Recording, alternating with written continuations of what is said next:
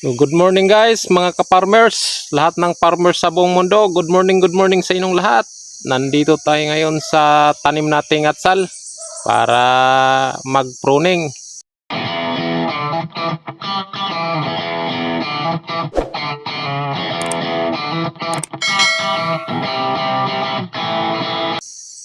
So mag-pruning tayo guys kasi para ma-minimize natin yung mga insekto at saka yung sakit sa atsal, lalo na yung mga tinatawag nilang powdery mildew o mga insekto na dumadapo sa ilalim ng mga tanim natin, lalong lalo na yung sa atsal. Ang pruning guys, mas maganda siya kasi magpupokus yung pamumunga niya sa taas at saka yung laki ng bunga niya pantay-pantay, hindi marami yung mga bansot na bunga o yung mga maliliit. Tinatanggal natin yung dahon pababa mula sa Y na sanga para walang pagtataguan yung sito at saka madali siyang isprehan guys, matatamaan mo talaga yung bunga. So yan ang gagawin natin yung guys. Subaybayan nyo lang video na to para mapanood mo yung mga ginagawa natin hanggang sa dulo. So punta natin guys.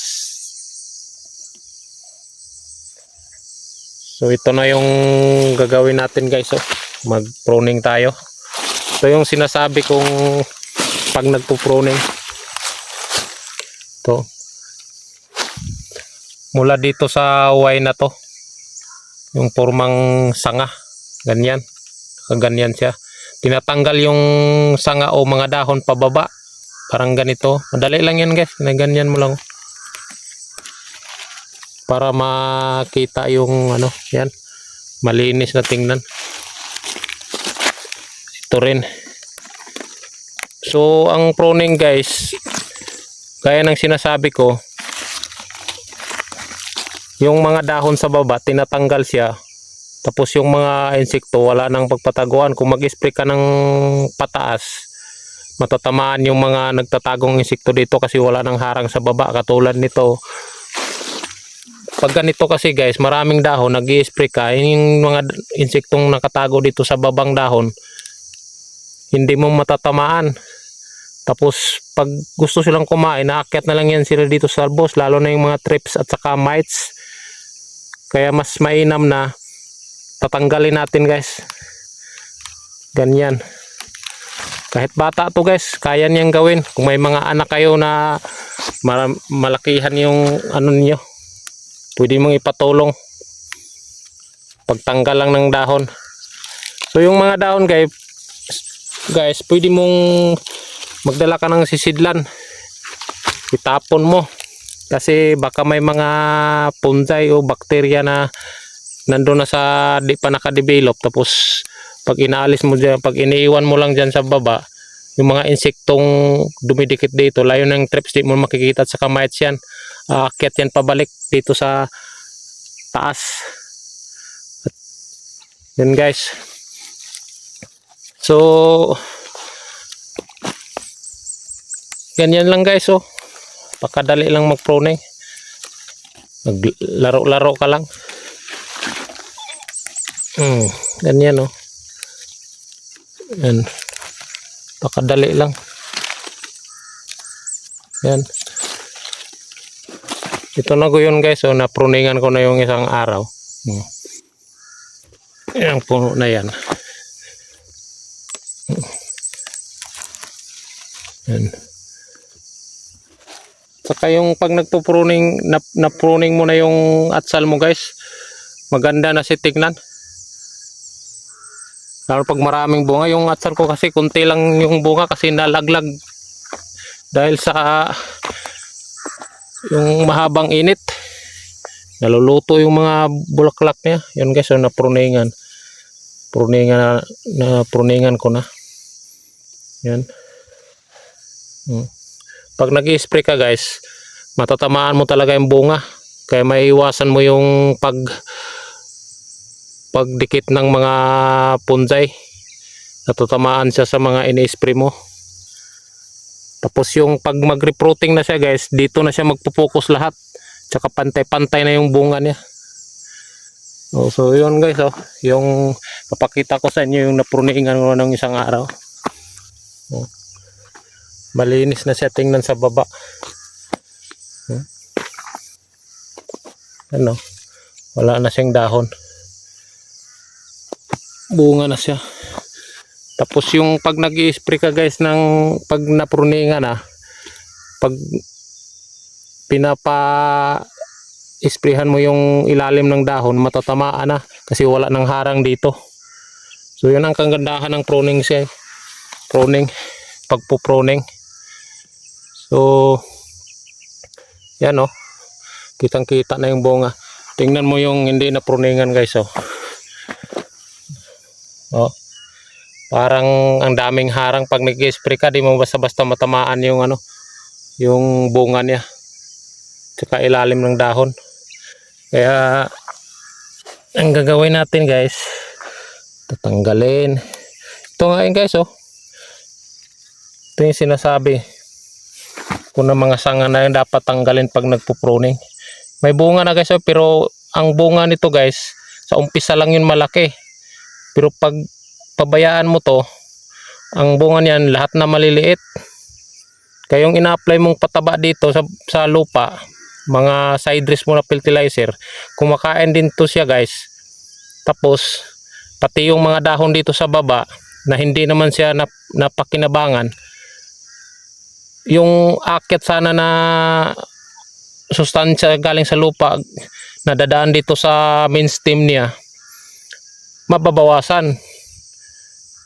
Kasi hati na lang kasi kinakain na sa umpisa. Ito na yung unang kumakain. Kumbaga sa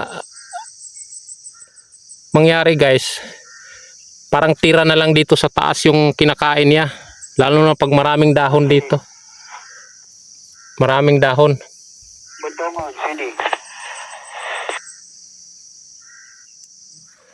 So ang tendency guys, huwag kang manghinayang, tatanggalin mo to habang di pa malaki. Yung iba hinihintay na lumalaki, pero sa akin hindi na, para yung mula ngayon yung makukuha ng sustansya ng tanim mo pataas na, dito na magpupokus, saka hahaba yung buhay ng tanim mong atsal. Kahit sa anong tanim guys, yung mga solanaceous pwede yung gawin yung pruning kasi maganda yung resulta guys. Nasubukan ko na to kasi nag-atsal ako dati, sobrang dami ng sanga sa taas, sobrang dami sanga sa taas. Yung nangyari, yung mga bunga mga maliliit, marami siyang bunga pero kaso karamihan maliliit, halos kalahati yung small o medium. Yung good quality kunti lang.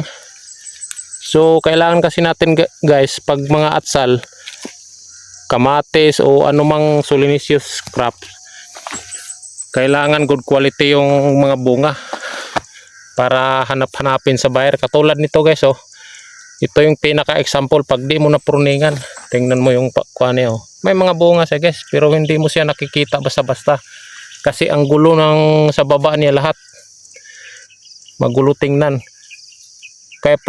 Kaya yung sustansya niya, ito yung sa babang dahon ang unang makakain ng sustansya, hindi yung sa taas. Yung sa taas parang tira-tira na lang, ganyan. Katulad nung sa bahay guys, pag may mag-alok ng mga may magbigay ng pagkain, tapos yung bahay mo hanggang first floor, second floor, third floor, tapos may sumigaw sa labas na may bibigay na pagkain, ang unang makakain guys yung sa baba kasi sila yung malapit. Ganon din yung sa halaman guys, pag magbigay ka ng pataba, ito yung mga sanga sa baba at saka dahon yung unang kumakain. Yung dito sa taas tira. Paano kung konti lang yung binigay mong pagkain, hindi na kayang maabot dito. Kaya maraming bunga yung tanim mo, pero tawag noon mga bansot, mga maliliit, hindi good quality. So mas maganda guys, i-pruning para yung makuha ng sustansya dito akit na sa taas, wala na siyang kahati, namumulaklak siya at saka nagbubloom siya. So yan ang the best guys sa pruning. Yan, tanggal natin yun. Hindi ba guys, ang gulo-gulo kanina, pero pag na-pruning mo na,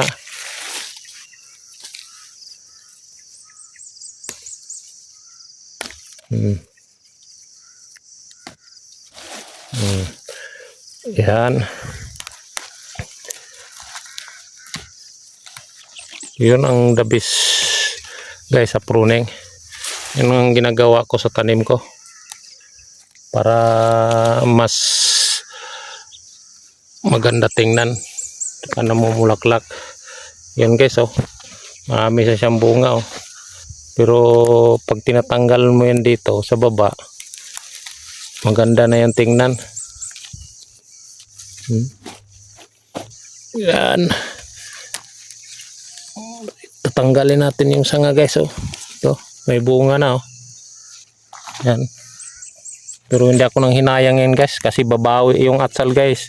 Kahit pabutin mo ng isang taon to, depende sa alaga mo, pag-apply mo ng mga pataba o insecticide.